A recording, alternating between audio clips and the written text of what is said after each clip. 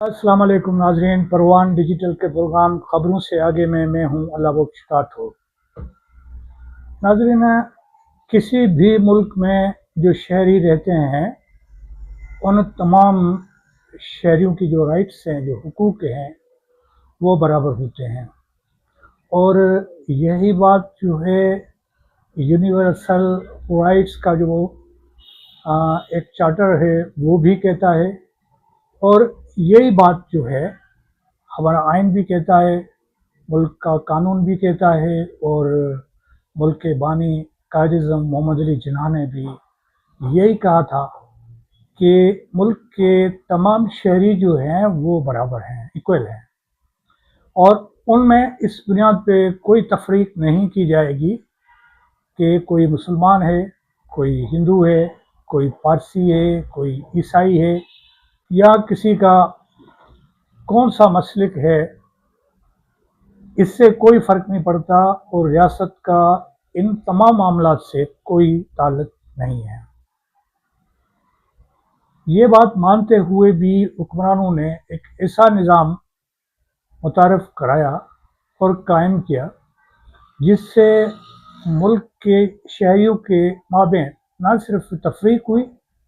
बल्कि जो हुकूक हैं वो भी इस बुनियाद पे दिए गए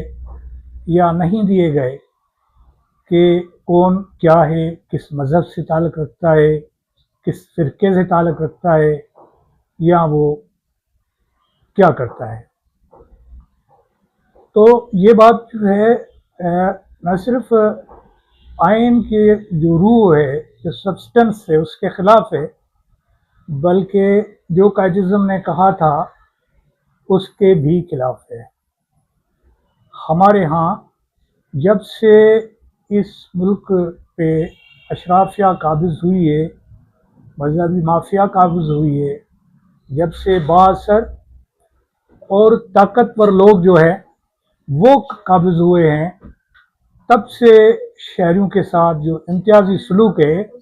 वो जारी है।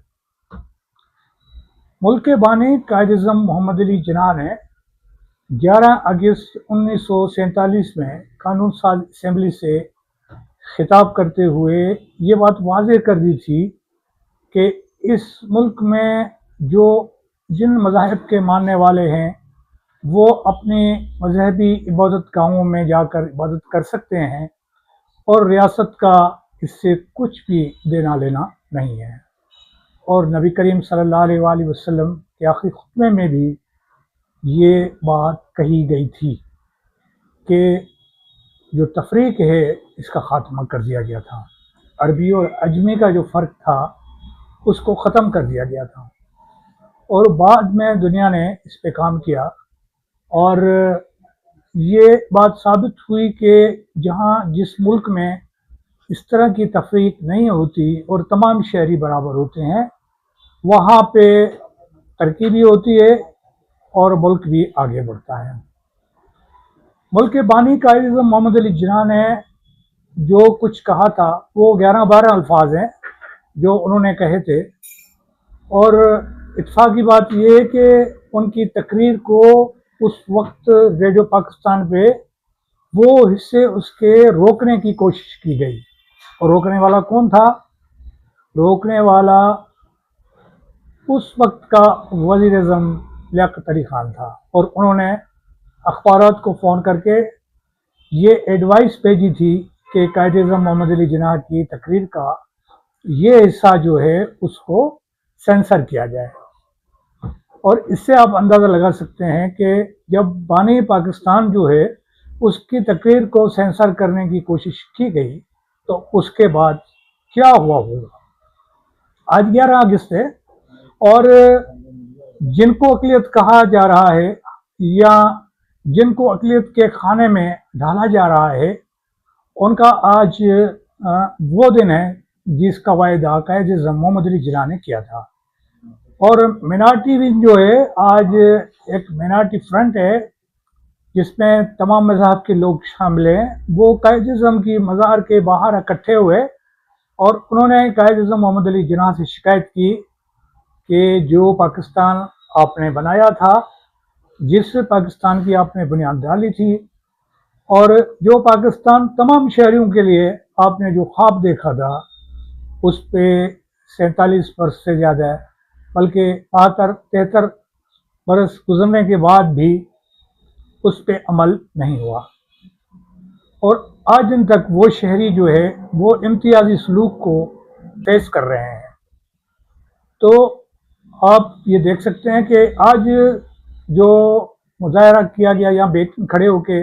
कायदे-ए-आज़म से शिकायत की गई, उस शिकायत का लफ्ज़-ए-लहजा भी यही था, और ये कहा गया कि आइन के अंदर जो हमें हुकूक दिए गए थे, और वो आइन जो कई बार मुअत्तल हुआ और वक्त के फौजी आमरों ने उसको रौंदा अपने पाँव के तले, वो आइन जो 56 से लेके 73 तक और उसके बाद अभी तक जो उसमें तरामीम की जा रही हैं, उस आइन की शक्ल कई बार बिगाड़ी जा चुकी हैं, और हत्ता के मुल्क की जो अदालत आलिया है, उन्होंने भी ये फौजी आमरों को अख्तियार दिया कि वो आइन में तरामीम करें, और उन्होंने की, और आइन का हुलिया बिगाड़ दिया।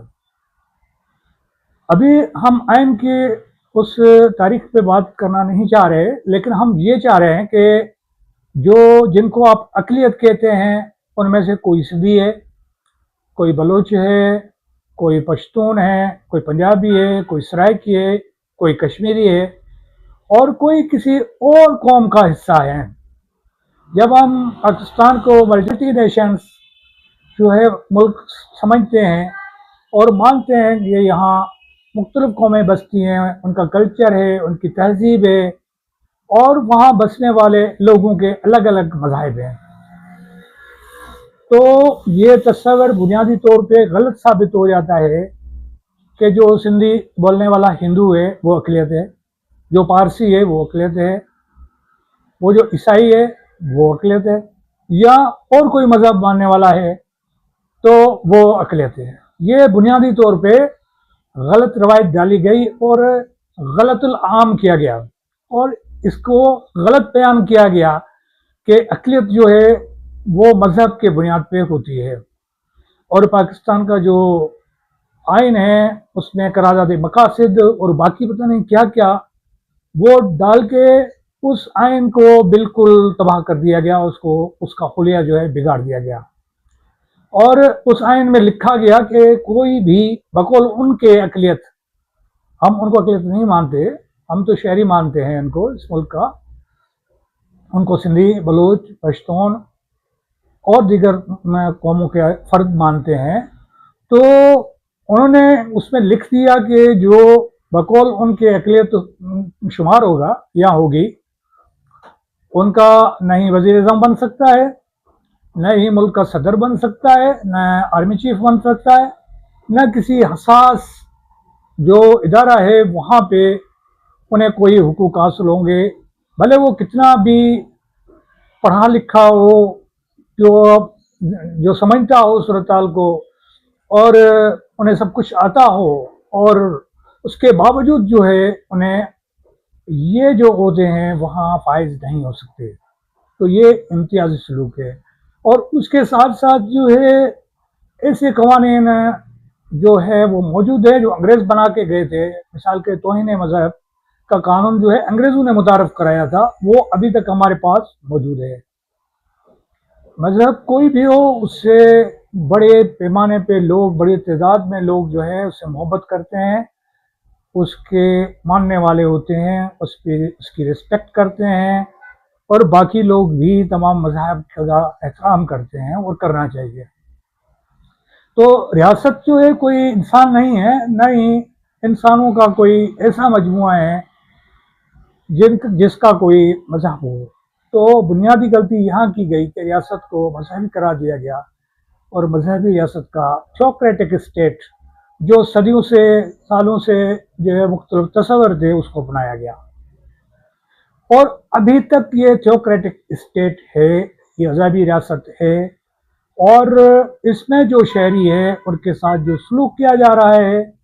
वो इम्तियाजी है। और कायद-ए-आज़म मोहम्मद अली जिन्ना जो बानी पाकिस्तान है, ان کے سامنے جو شکایت کرنے گئے جو ہمارے دوست اور اس ملک کے شہری، وہ ان کی شکایت درست ہے، اور ان کو وہ تمام رائٹس ملنے چاہیے، یا ان کو آئینی طور پہ تمام حقوق ملنے چاہیے جو باقی شہریوں کو حاصل ہیں، اور جن عہدوں پہ یہ پابندی ہے کہ وہ اس کے لیے کنٹیسٹ نہیں کر سکتے، لڑ نہیں سکتے، کھڑے نہیں ہو سکتے، تو وہ بھی ختم ہونا چاہیے۔ اور یہ بھی ختم ہونا چاہیے کہ جو اقلیتوں کے لیے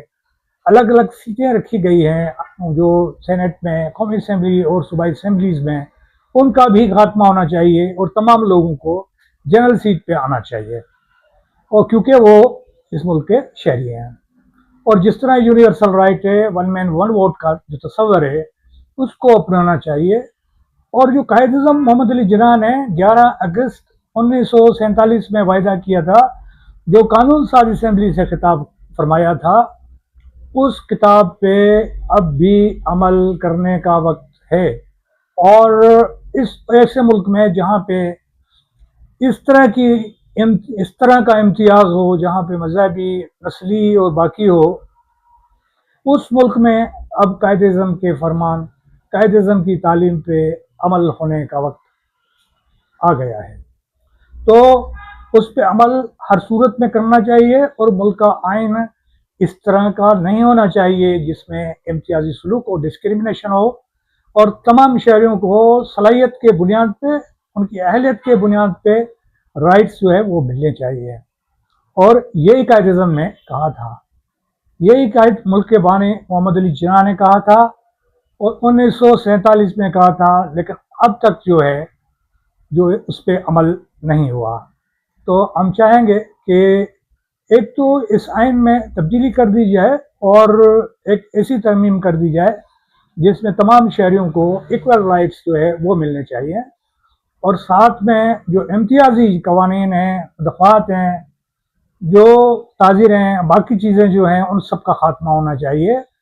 اور تمام شہریوں کو یہ رائٹس ملنا چاہیے کہ وہ کوئی بھی جو ہے جو اہل ہے، یعنی جو ووٹ دینے کے قابل ہے، 18 سال سے اوپر اس کی عمر ہے، اس کو یہ حق ملنا چاہیے کہ وہ کسی بھی اسمبلی کا ممبر بن سکے، کسی بھی عہدے، وہ صدر ہو، وزیر اعظم ہو، آرمی چیف ہو، یا کوئی اور عہدہ ہو، اس پہ جو ہے وہ آ سکے، اس پہ جو ہے وہ ایک شہری کی حیثیت سے جو ہے اس کے لیے کنٹیسٹ کر سکے۔ تو جب تک یہ جو امتیازی سلوک ہے اس کا خاتمہ نہیں ہوگا، یہ ملک جو ہے بالکل ترقی نہیں کر پائے گا اور آگے نہیں بڑھ پائے گا دنیا کے نقشے پہ، اور اس ملک کو احترام کی نظر سے نہیں دیکھا جائے گا جب تک ہم دنیا کے ساتھ نہیں چل پاتے، اور دنیا کو یہ نہیں سمجھا پاتے کہ ہمارے پاس تمام شہری جو ہے وہ برابر ہے، اور ان کے رائٹس جو ہے وہ ایکول ہیں۔ تو اس کے ساتھ مجھے دیجیے اجازت، اور پھر ملیں گے ایک اور پروگرام کے ساتھ۔ اللہ حافظ۔